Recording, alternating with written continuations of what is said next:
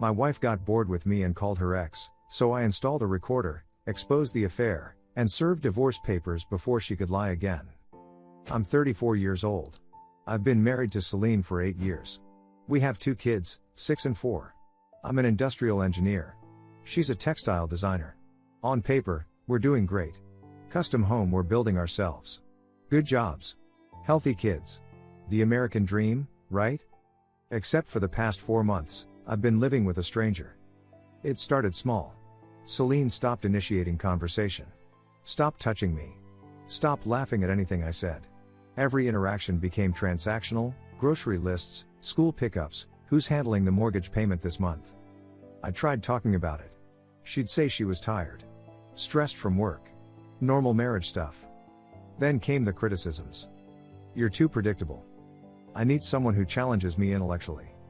I feel trapped in this boring life with a boring husband. That last one hit different. Not because it was cruel, though it was, but because of how casually she said it. Like she'd been thinking it for months and finally got bored of keeping it inside. I tried harder. Started going to the gym 5 days a week. Picked up photography. Planned surprise weekend trips. Made reservations at restaurants she mentioned wanting to try. Nothing changed. She'd go through the motions, sit across from me at dinner, smile politely at my photos, pack for the weekend trips. But her eyes were dead. Like she was tolerating an obligation. Then the behavioral shift started. Phone suddenly password protected. Calls taken in the car with the door closed. Girls' nights twice a week that she'd never mentioned needing before. Texting at the dinner table, angling the screen away from me whenever I glanced over. I'm not an idiot. I know what this looks like. But I also know Celine. 8 years of marriage. 2 kids. A house we're building from blueprints we designed together. You don't throw that away without being sure. So I watched. Paid attention. Kept my mouth shut. Last Tuesday, I left work early. Migraine. Told my supervisor I'd work from home. I got to the house around 3. Celine's car was in the driveway. She works from home twice a week. I walked in quiet. Didn't announce myself. That's when I heard her voice coming from upstairs. From our bedroom. Soft. Flirty. Completely different from the monotone she'd been using with me for months. I stopped at the bottom of the stairs. I know, she was saying. Laughing. Actually laughing. I miss you too. Pause. Of course I think about it. All the time. Another pause. Longer. Then I heard the name. Dorian, stop. You're going to make me. I didn't hear the rest. Blood was pounding too loud in my ears. Dorian. Her college boyfriend. The guy she dated for 3 years before me. The relationship ended badly, she caught him cheating, dumped him, swore she'd never speak to him again. Ancient history. A closed chapter. Nothing to worry about. That's what she told me when we first started dating. I stood at the bottom of those stairs for maybe 30 seconds. Part of me wanted to kick the door open. Demand answers. Make her explain why she was giggling like a teenager with the ex she supposedly hated. But I didn't. Because if I confronted her now, she'd have answers ready. Explanations. Excuses. She'd make me feel crazy for even asking. Instead, I walked back to my car. Quietly. Sat in the driveway for 10 minutes. Then drove to the office and finished my day like nothing happened. That night at dinner, Celine asked how my migraine was. Better, I said. Took some ibuprofen. Powered through. She nodded. Went back to her phone. I watched her across the table. Texting. Smiling at the screen. Completely disconnected from the man sitting 5 feet away. After the kids went to bed, I sat on the couch next to her. She was scrolling Instagram. I was scrolling Amazon. Found what I was looking for in under 5 minutes. Voice-activated recorder. Overnight shipping. I hit purchase without hesitation. Celine glanced over. What did you buy? Work thing, I said. Boring technical stuff. She didn't ask for details. Didn't care enough to. That night, I lay in bed next to my wife. Watched her sleep. Watched her chest rise and fall. Watched her face, peaceful, relaxed, completely unaware. In 24 hours, the recorder would arrive. And in 72 hours, I'd know exactly what I was dealing with. Whatever the truth was, I was ready for it. The package arrived Thursday morning. Small box. Discreet. I waited until Celine left for work, kids dropped at school. Then I opened it. Voice-activated recorder. Smaller than I expected. About the size of a USB drive. Instructions said it could capture audio up to 20 feet away. Battery life, 72 hours. Perfect, I waited until lunch. Drove home. Celine's car was in the driveway, she had a client meeting at 2, always took the car for those. I slipped the recorder under the driver's seat. Tucked it into the track mechanism where it wouldn't slide around. Tested the angle. Couldn't see it unless you were specifically looking. Then I synced it to my phone. Cloud uploads. Automatic notifications when new audio was captured. I was back at work by 1:30. Day 1, nothing. Podcasts. NPR. Silence during her commute. One phone call with a client about fabric samples. I listened to all of it that night. Sitting in my car in the work parking lot. Earbuds in. Nothing. Day 2, her mom. The recording started around noon. Celine in the car. Phone on speaker. Her mother asking about the house, the kids, life in general. Then, how are things with you and him? Fine, Celine said. Flat voice. The same tone she used with me. Just fine? Celine sighed. I don't know, Mom. He's emotionally closed off. Stuck in his routines. I've tried talking to him, but it's like talking to a wall. I gripped my phone tighter. Marriage takes work, honey. You both have too. I know. I'm trying. He's just predictable. Every day is the same. Wake up, work, come home, repeat. There's no spontaneity. No excitement. Her mom gave some advice about counseling. Celine made non-committal noises. The call ended. I sat in my car for 20 minutes after that recording finished. Staring at nothing. She was telling people I was the problem. That I wasn't trying. Day 3, Thursday evening. The notification came at 7:15 p.m. I was at home. Celine had texted an hour earlier, running late. Girls' night. Be home by 10. I opened the app. New recording. 63 minutes long. I waited until the kids were asleep. Then I grabbed my earbuds, locked myself in the garage, and pressed play. Static for the first 30 seconds. Then Celine's voice. Hey, sorry I missed your call earlier. Work was crazy. Dorian. Had to be. No worries. I just wanted to hear your voice. Celine laughed. Soft. Genuine. The way she used to laugh with me. They talked about nothing for a few minutes. His new job opportunity. Her difficult client. Normal stuff. Then the tone shifted. I've been thinking about what you said last time, Dorian said. About us. Pause. I think about it too. Celine's voice went quieter. More than I should. My hands started shaking. So what's stopping you? Timing. The house isn't finished. The kids are still young. I can't just blow everything up yet. I had to replay that. Make sure I heard it right. Yet? Dorian asked. You know what I mean. I need him stable for another year or two. Once the house is done, once the kids are settled in better schools. Then I can make a clean break. I stopped breathing. 2 years is a long time to fake it, Dorian said. Celine laughed again. I'm not faking. I'm just managing. He doesn't notice anyway. Too focused on his blueprints and project schedules. They both laughed. Like it was funny. Like I was a joke. I replayed that section 4 times. Made sure I wasn't misunderstanding. Maybe there was context I was missing. Maybe. No. There was no other interpretation. The recording kept going. Worse with every minute. Planning trips. Talking about Dorian's timeline for moving back to the area. Reminiscing about college. How good they were together. How she regretted the breakup. Then Celine said it, I should have never let you go. Biggest mistake I ever made. So don't make it again, Dorian said. I won't. 2 years. That's the deadline I'm giving you. Get yourself established, move back here, and I'm yours. I sat in my garage until 2 a.m. Replaying sections. Taking notes. Making sure I had timestamps for everything. By the time I went back inside, 3 things were done. Recording uploaded to Dropbox. Google Drive. iCloud. 3 separate accounts. 3 separate passwords. And somewhere between hour 1 and hour 3 of listening to my wife plan my replacement, something inside me went cold and clear. This marriage was over. It had been over for 4 months, I just didn't know it. But it was going to end on my terms. Not hers. Not in 2 years when she was ready. Now. I climbed into bed next to Celine at 2:30 a.m. She was asleep. Peaceful. Unaware. Tomorrow morning, I had a phone call to make. I didn't sleep. At 6 a.m., I got up. Showered. Got the kids ready for school. Made breakfast while Celine got dressed for work. She came downstairs at 7:45. Poured coffee. Checked her phone. "Morning," she said. Not looking at me. "Morning." She kissed the kids goodbye. Grabbed her bag. "I've got back-to-back meetings today. Probably won't be home until 7. "Okay." The door closed behind her.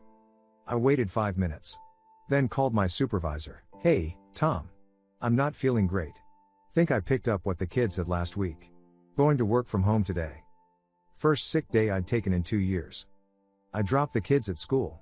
Then I started driving." The law office was an hour outside town. I found it through a forum at 3 a.m., someone asking for aggressive divorce attorneys who didn't play games. 3 people recommended Cynthia Ortega. Her office was in a converted historic building. 2nd floor. Brass nameplate on the door. The receptionist led me to a conference room. Leather chairs. Mahogany table. Floor-to-ceiling windows overlooking the street. Cynthia walked in 5 minutes later. Late 40s. Sharp suit. Sharper eyes. "Mr. Hayes," she said, shaking my hand.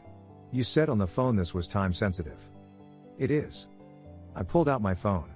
Set it on the table between us. "I need you to listen to something first. Then I'll explain." She nodded. I pressed play. Cynthia sat perfectly still for 63 minutes. Didn't interrupt. Didn't take notes. Just listened. When it ended, she leaned back in her chair. "How long have you been married?" 8 years. "Kids?" 2. 6 and 4. "When did you record this?" "Last night." "Does she know?" "No." Cynthia tapped her pen against the table. "This is leverage." She admitted intent, timeline, premeditation. She's literally planning to use you as a financial placeholder until she's ready to leave. "I know. The recording itself won't be admissible in court. Virginia's a one-party consent state for recordings, but there are exceptions for private conversations where there's expectation of privacy. Her lawyer will fight it. But we don't need it for court. We need it for leverage." "How fast can we move?" I asked. "Fast. I can have papers drafted by Monday. Filed Tuesday. You'll have them by Wednesday." "No process server," I said. "I want to deliver them myself." Cynthia raised an eyebrow. "Most people want distance during service. Avoid the confrontation." "I don't want distance." She studied me for a moment. Then nodded. "All right.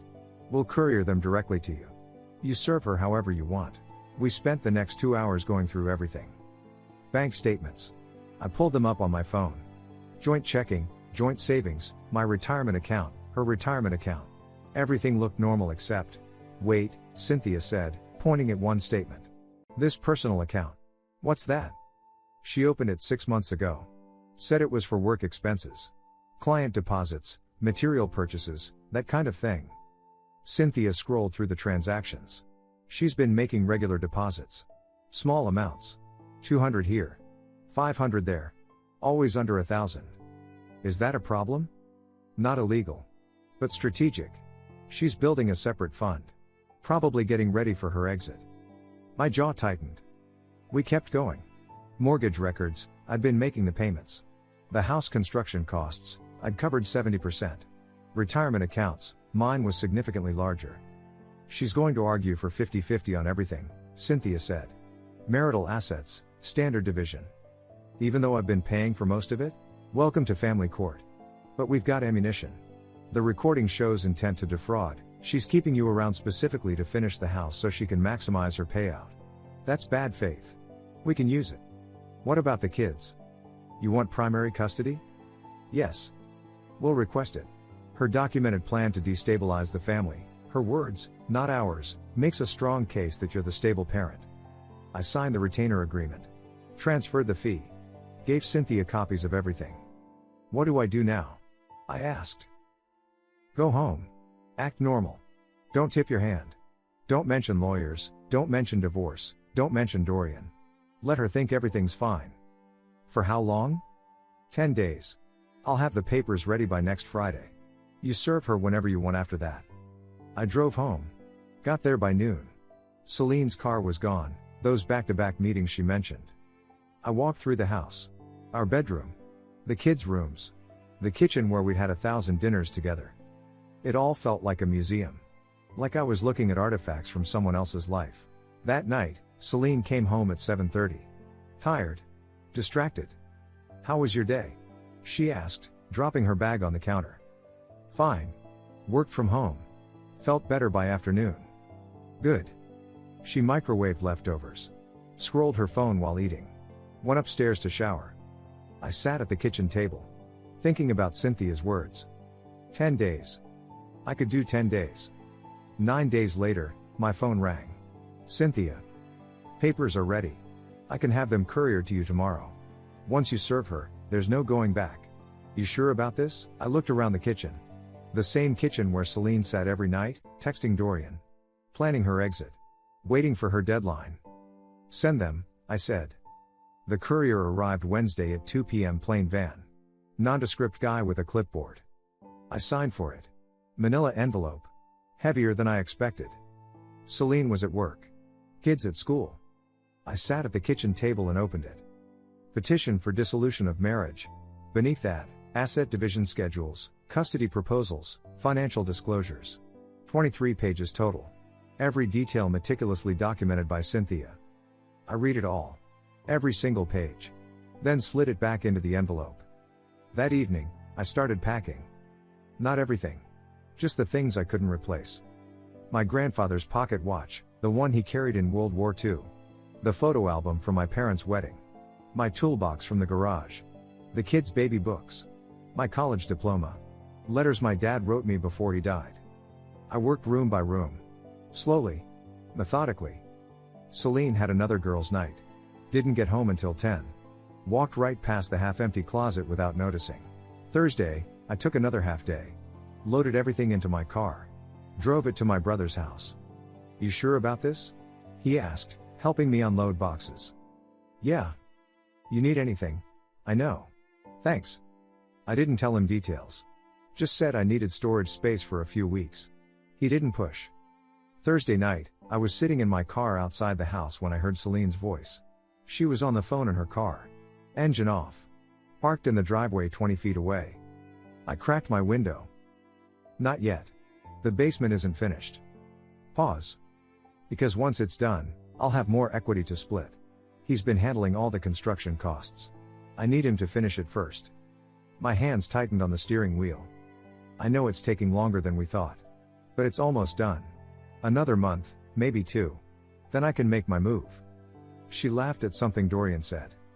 I waited until she went inside. Then I sat there for another 10 minutes. She wasn't just waiting for logistics. She was strategizing. Calculating. Making sure she squeezed every dollar of value out of me before pulling the trigger. Friday morning, I called my brother again. Can the kids stay with you this weekend? Special sleepover with their cousins? Sure. Everything okay? Will be. I told the kids after breakfast. They were thrilled. Started packing their overnight bags immediately. Celine barely looked up from her coffee. That's fine. I've got a lot of work to catch up on anyway. I'll bet. After I dropped the kids off, I came back to the house and cleaned. Deep cleaned. Every surface scrubbed. Every dish washed and put away. Every floor vacuumed and mopped. Laundry folded. Bathroom spotless. Windows wiped down. I wanted her to walk into a perfect home. Right before I destroyed her perfect plan. By 4 p.m., the house looked better than it had in months. Then I started cooking. Homemade lasagna. Her favorite. The recipe her mom taught me when we first got married. Garlic bread from scratch. Caesar salad with fresh Parmesan. I set the table. 2 plates. 2 wine glasses. Cloth napkins. And the envelope. Right next to my plate. Celine got home at 6:30. I heard her car pull into the driveway. The front door opened. She stopped in the entryway. What's all this? She asked, looking at the dining room. Dinner, I said. Thought we could have a quiet evening. She studied me for a moment. Suspicious. Then her face softened. That's actually really nice. Let me just change. She went upstairs. I stood in the kitchen, listening to her footsteps overhead. Heard the closet door open. Heard her moving around. She came back down 5 minutes later. Jeans and a sweater. Hair pulled back. Sat down across from me. Poured herself wine. "This smells amazing," she said, taking her first bite. "You really went all out." "Yeah. Seriously, you should cook more often." "This is great." I nodded. Didn't eat much. Just watched her. She talked about her day. Some client issue. A deadline she was stressed about. Normal conversation. The kind we used to have. Like nothing was wrong. Like she wasn't planning my replacement. Like the last 4 months hadn't happened. 10 minutes passed. Maybe 15. Then Celine's eyes drifted to my side of the table. To the envelope sitting next to my plate. Her fork stopped halfway to her mouth. "What's that?" she asked, pointing. I picked it up. Held it for a moment. Then slid it across the table. "Open it."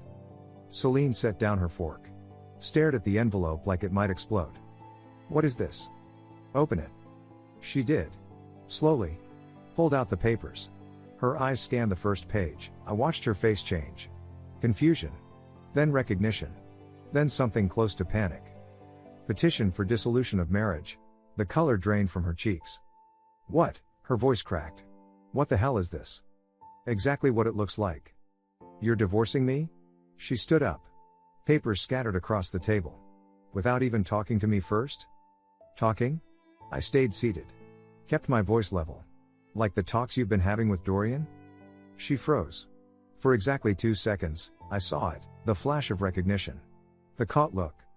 Then the defenses snapped into place. "I don't know what you think you know, but I know enough." "This is insane." Her voice pitched higher. "You're throwing away our family because you're paranoid?" "I'm not paranoid, Celine." "Then what is this? Where is this coming from?" "I'm informed." She grabbed the edge of the table. "What does that even mean?" I pulled out my phone. Unlocked it. The recording was already queued up. Had been for days. "Before you say anything else," I said, "I think you should hear something." Her eyes narrowed. "Hear what?" I pressed play. Static crackled through the speaker. Then Dorian's voice filled the dining room. "So what's stopping you?" Celine's face went white. "Timing. The house isn't finished. The kids are still young. I can't just blow everything up yet." "No." She lunged for the phone. I stepped back. Held it out of reach. "Yet?" "You know what I mean. I need him stable for another year or 2. Once the house is done, once the kids are settled. Then I can make a clean break." Her legs buckled. She grabbed the back of her chair. How did you?" I didn't answer. Just let the recording play. 2 years is a long time to fake it. "I'm not faking. I'm just managing." He doesn't notice anyway. Too focused on his blueprints and project schedules. Laughter. Both of them. Like it was funny. Celine's hand went to her mouth. She was shaking. The recording kept going. All 63 minutes of it. I'd edited it down to the worst parts. The most damning sections. 5 minutes of her own voice confessing everything. Planning trips with him. Talking about leaving me. The 2-year deadline. The equity calculations. "I should have never let you go. Biggest mistake I ever made. So don't make it again." "I won't." 2 years. That's the deadline I'm giving you." When it ended, the silence was suffocating. Celine was crying. Full breakdown. Shoulders shaking. Hands trembling. "It's not," she choked out. "It's not what it sounds like. It's exactly what it sounds like. Please." She reached for me. I stepped back. "We can fix this. I made a mistake. I wasn't thinking clearly. You were thinking very clearly." "No, 2 years, Celine. You gave him a 2-year deadline to replace me." "I didn't mean, I never meant to actually. You meant every word." The tears were streaming now. Mascara running. Voice breaking. "Please. Think about the kids. Think about our family. I am thinking about them. That's why I'm doing this." "You can't," she was sobbing. "You can't take my kids. They're our kids. And they deserve better than watching their mother plan their father's replacement." She tried a different approach. Anger.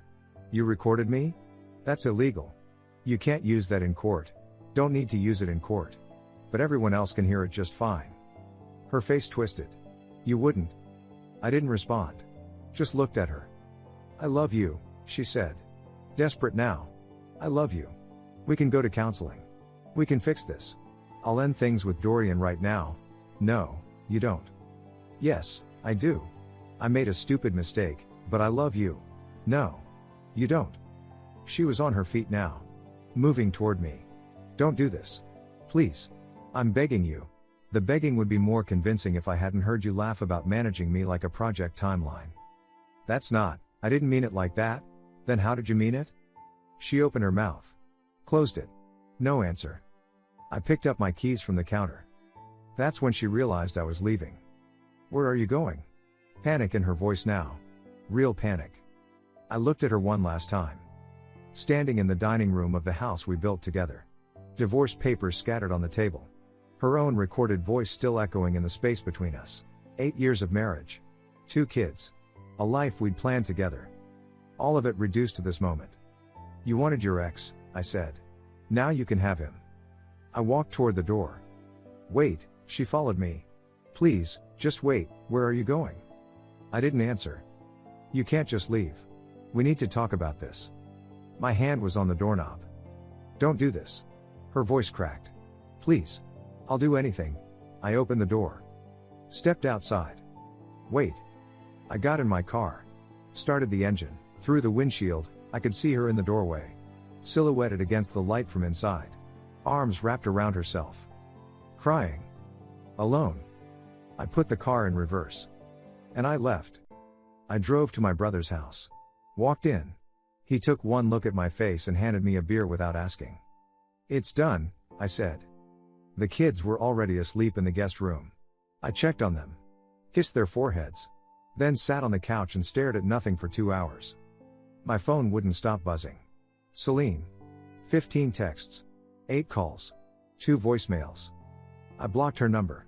Sent Cynthia a message, all communication goes through you now. The next 72 hours were chaos. Celine showed up at my brother's house Saturday morning. Banging on the door. Crying. Demanding to talk. My brother answered. Told her to leave or he'd call the police. She left. Sunday, she tried my workplace. Security escorted her out after she refused to leave the lobby. Monday, Dorian contacted me. Wanted to talk man to man about the situation. I recorded that conversation too. Him threatening vague legal action. Telling me I was overreacting and destroying a family over nothing. I sent the recording to Cynthia. She sent him a cease and desist letter the same day. He went quiet after that. The divorce moved fast. Cynthia filed the full petition. Requested primary custody, citing Celine's documented plan to destabilize the family. Requested the house, given my larger financial contribution. Requested split of liquid assets but protection of my retirement accounts. Celine's lawyer took one meeting with her. Listened to her version of events. Then Cynthia played him the recording in mediation. He pulled Celine aside for 20 minutes. When they came back, her face was red. Her lawyer advised settlement. Quietly. Before I decided to make the recording public. The terms came together in 3 weeks. I kept the house. All of it. She signed over her claim in exchange for keeping her personal accounts untouched. Custody, 65-35 split. Kids with me during the school week. Her every other weekend. No alimony. Our incomes were comparable. Retirement accounts stayed separate. She signed everything without a fight. 6 weeks after I walked out, Dorian disappeared. Mutual friends told me he'd stopped returning Celine's calls.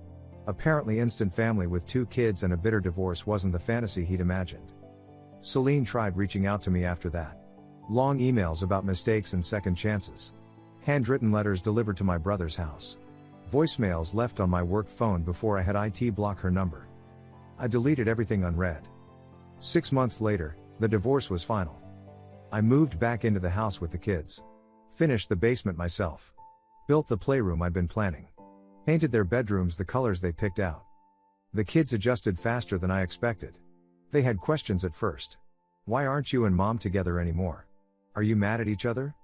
I kept it simple. Sometimes adults can't stay married. It's not your fault. We both love you. They seemed okay with that. Celine had them every other weekend. I heard through mutual acquaintances she was struggling. Living in a small apartment. Struggling financially. Wanted to talk about reconciliation. I never responded. 1 year after the divorce, I started dating again. Nothing serious. Just getting back out there.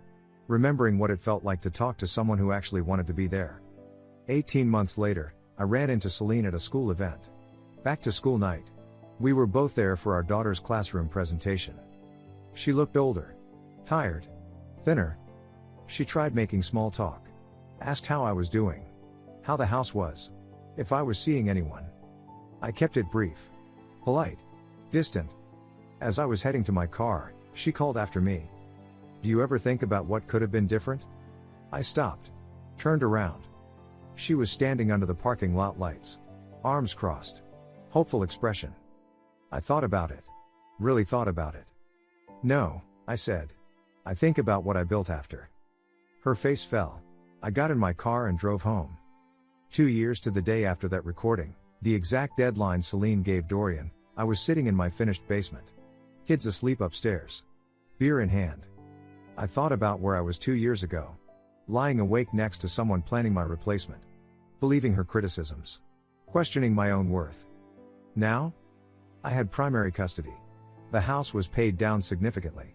The kids were thriving, honor roll, soccer team, actually happy. I was dating someone decent. Taking it slow, but it felt right. Celine was still alone. Still sending occasional texts that went unanswered. Still hoping. My phone buzzed. Another message from her, I miss what we had. I stared at it for a moment. We never had what she thought we did. Just a placeholder arrangement she was managing until something better came along. I deleted the message. Finished my beer. Went upstairs and kissed my kids goodnight in the home I built for them. Some people spend years trying to fix what's broken. I spent 3 days confirming it was broken, 3 months ending it cleanly, and 2 years building something better. No regrets. Thank you so much for watching until the end. If you really like our videos, please don't forget to like, share, and subscribe. Have a great day.